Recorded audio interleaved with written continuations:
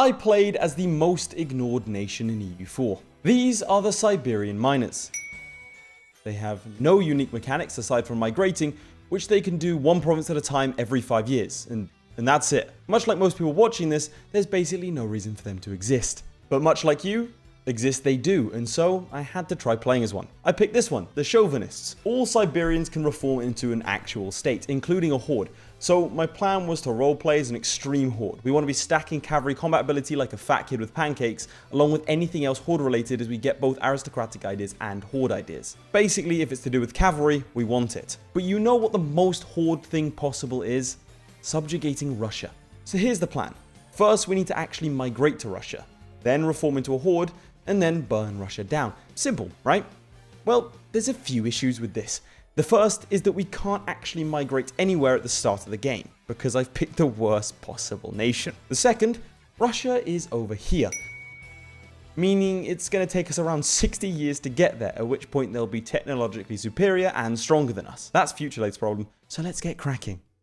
So jumping into the game, first thing first, we need to evict our neighbours. EU4 has this neat thing where if someone migrates next to us, we can force them to relocate, much like some Europeans do when travellers turn up. That's step one, but unfortunately they seem to be allied to our other neighbour, which means we have to hire mercenaries to murder them too. At this point, I thought it would be a good idea to ally the Kamchadals, but what happens next might shock you, so here's a trigger warning for heinous betrayal. Anyway, with both armies dead, we begin the siege. Not that there should be much to siege, I mean, we're both semi-nomadic tribes, but still. Given I can't force Chuck E. Cheese to relocate, I decided to vassalize them, mainly because I thought it'd be funny to have a vassal and then immediately run away from them, thereby activating all audience members with daddy issues. You know, looking back at the script, maybe I've made too many jokes about my audience not existing or shouldn't exist and daddy issues, but we're here now. Once I got on whodunit to move, we migrated into the vacated land. Unfortunately, during this time, the Kamchadals also declared war, but somehow I wasn't called in, meaning they simply annexed my vassal right there in front of me. They then broke up with me and allied the guy whose house I was now living in.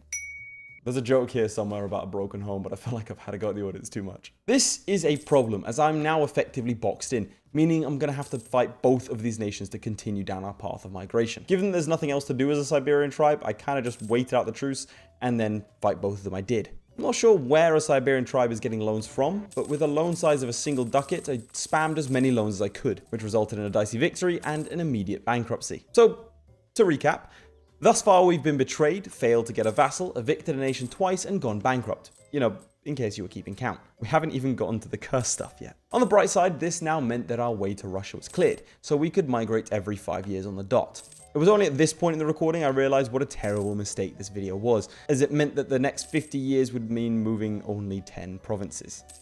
However, being a YouTuber, I am a firm believer in the sunk cost fallacy, and if people sat through 3 videos of Tiwi, surely I can make a quick buck off of this. In order to entertain myself, I did things like doing push-ups between migrations, not realizing you can't actually see me in the face cam. So there's that. Look, the reason there's still a time-lapse going is that I desperately wanted to use this footage because there's about an hour of this waste of life. So if I had to go through this, the least you can do is like the video and subscribe, and also sit through the time-lapse. In 1519, we have our final migration. So let me catch you up on what ideas I've been taking, given the fact that we haven't had anything else to spend any sort of points on. I decided to take innovative ideas because I found it ironic, and also aristocratic ideas because we're going to be taking horde ideas next, so we can stack all the bonuses to basically invent the tank a few hundred years early. Now, the keen eye among you may be questioning if I'll survive that long, because here we've run into one of the largest Muscovies I've ever seen at this point in EU4. But don't worry, Muscovy isn't actually a problem. They've just formed Russia, so that's the problem. Indeed, they've already begun using Siberian frontiers. This means that we have to do something, literally anything, so I panicked and started building troops. Let me take a second to explain the geopolitics of the area we've stumbled into. First up, we have the Uzbek explosion. Uzbek has been reduced to a one-province minor, spitting out Siberia, Kazakh, and other nations I can't see, and giving up land to the Great Horde and Transoxiana. In turn, Transoxiana has helped Yarkand bully Oirat and Chagatai, and everyone in this area has lost land to Russia. You know, the guys we're meant to be fighting. Realistically, this leaves us with few options, so I declared war on Siberia as they had no allies. At this point, we actually do have better tech than most, despite not even having feudalism. Turns out you can do a lot of thinking when you have literally nothing else to do. This meant it was quite simple to glide to a victory and go on to a full annexation, thereby ending our migratory ways. In EU4, if you have more than one province, you can no longer migrate. Kind of makes sense, I guess. Just shy of 100 years in game and we finally actually started playing it. I'm actually going to let the next 30 seconds play out without editing so you can see exactly what I go through.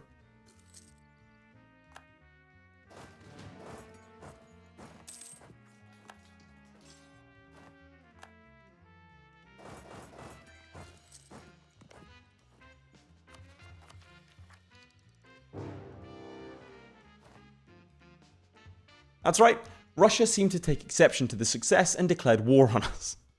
So realistically, it was at this point that I accepted the game was pretty much over, but the Russians wouldn't even accept a full annexation of us. I was going to end the campaign here and make it all into a joke, but at this point I began to kind of fear what exactly they wanted from us, that our demise didn't even sate their appetite. Jokes aside, I spotted something on this mercenary list that actually gave me some hope.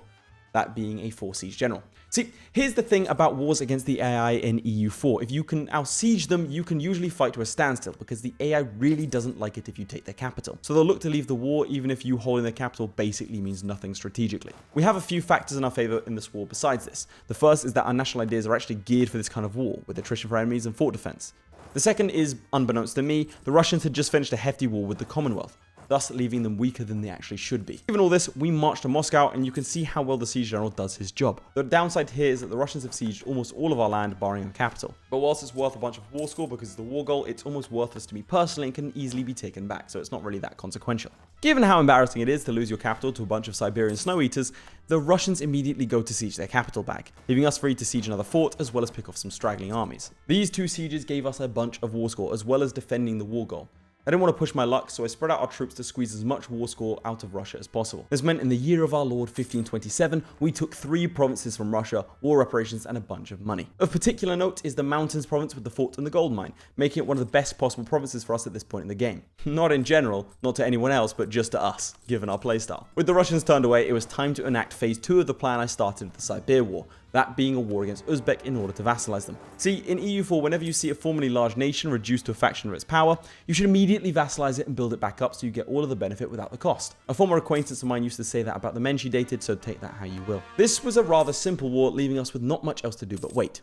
At this point, we're surrounded by Russia, with the thin strip to the Great Horde useless to us because they're allied to the Timurids. Oh, and the Ottomans are the defender of the faith, which is fun as a Tengri nation to deal with. I considered flipping religions to Sunni to get around this, but no self-respecting Mongolaboo does that, which is rare because most rightfully have no self-respect.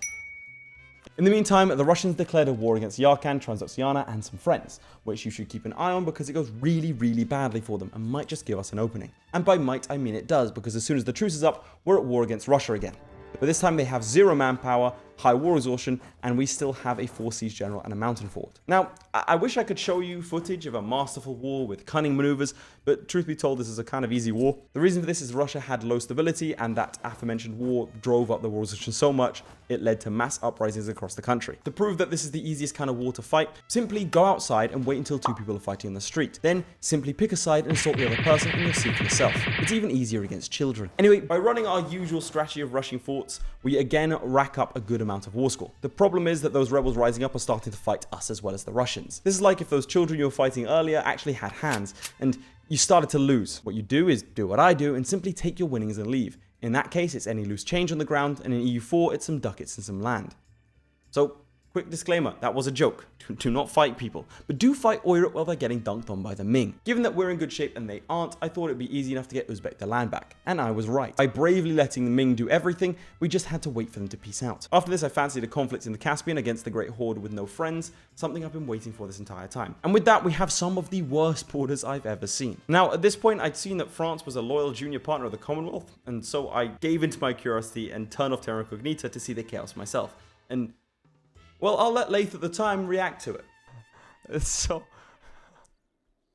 I don't know where to start with this one. Well, most obvious, Scotland has control of England. The Commonwealth has a piece of Iberia because the French are loyal to the Commonwealth. That happened about 10 years ago. The Netherlands is formed. It looks like it's formed off of Burgundy, which means Burgundy must have lost, like maybe got.